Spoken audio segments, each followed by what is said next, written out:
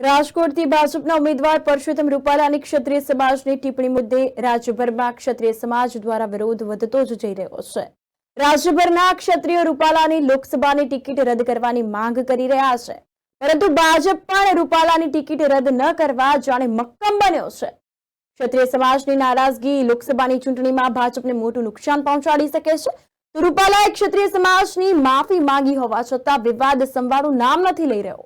ત્યારે ખેડા જિલ્લાના કપડવંશથી રૂપાલાના વિરોધ મામલે ગાંધીનગર જઈ રહેલા ક્ષત્રિય યુવાનોની પોલીસે અટકાયત કરી લીધી છે અને વિરોધ કરવા કપડવંશથી ગાંધીનગર જઈ રહ્યા હતા ક્ષત્રિય યુવાનો। તો 25 થી વધુ કરણી સેના અને જય માતાજી ગ્રુપના યુવાનોની પોલીસે અટકાયત કરી લીધી છે। કપડવંશ પોલીસે એકે પ્લાઝા પાસેથી વિરોધ અર્થે જઈ રહેલા ક્ષત્રિય યુવાનોની અટકાયત કરતા ક્ષત્રિય સમાજમાં ભારે આક્રોશ વ્યાપ્યો છે। તો ક્ષત્રિય યુવાનો ગાંધીનગર કમલમ ખાતે વિરોધ કરવા જતા હતા। કપડવંશ ટાઉન પોલીસે તમામની અટકાયત કરતા વિસ્તારમાં રોષ ફાટી નીકળ્યો છે। લોકસભાના ભાજપના ઉમેદવાર પરસોત્તમ રૂપાલા દ્વારા કરવામાં આવેલા વિવાદાસ્પદ નિવેદનને લઈને ક્ષત્રિય સમાજ દ્વારા ઠેર ઠેર વિરોધ પ્રદર્શન અને કાર્યક્રમો કરવામાં આવી રહ્યા છે। ત્યારે ગુજરાત કરણી સેનાના અધ્યક્ષ રાજ શેખાવતે આજે બપોરે 2 વાગે કમલમ ખાતે કેસરી ઝંડા અને મજબૂત દંડા સાથે ક્ષત્રિયોને વિરોધ પ્રદર્શન માટે જોડાવા કહ્યું છે।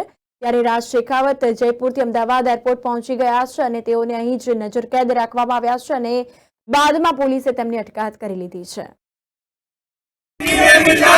हमसे जो टकराएगा मिट्टी में मिल जाएगा। रद्द करो रद्द करो रद्द करो रद्द करो। भाजपा तुझसे वैर नहीं, भाजपा